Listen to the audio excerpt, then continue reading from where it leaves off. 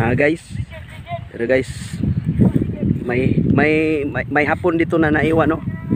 Mayroong hapon. Si Duterte wala na, finish na. Tingnan natin, no? Ito hapon, yung kalo niya maputi. Yung maputi yung kalo. Yan hapon, yan hapon. Ano yan, kulang pa yan sa kain. No! God, please, no! No! No! Hindi yata yan nakakain, no? Naiwan yan, naiwan sa aeroplano. Yun, walang kain yan. Walang kain. Yan ang hapon na ano. Mr. Hapon, nasaan yung baril mo? Surprise, motherfucker. Baril mo? Yung baril. Yung baril mo saan? Kinuha. Yung saan yung eroplano nyo? Yung doon sa taas. Sa taas? What?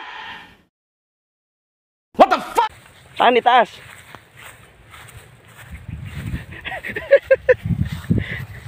A few moments later. Napakainit. So, just for fun lang yung ano, yung nakita nyo na ano, yung hapon. Just for fun lang yun. Sa lahat dyan, good day po. Napakainit ngayon ang panahon, no?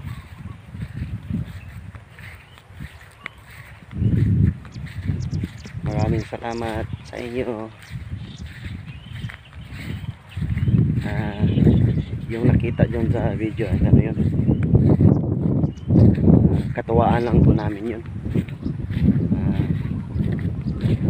Yung nilagay niya na parang kalo sa ano, yun ang para sa ilaw, yun sa poste, yung sa ilaw.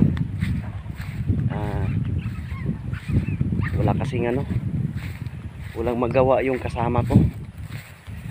Actually, yung ano, nag-prepare kami, no, nag-prepare kami para sa may magpalibing kasi. So yun ang nangyari.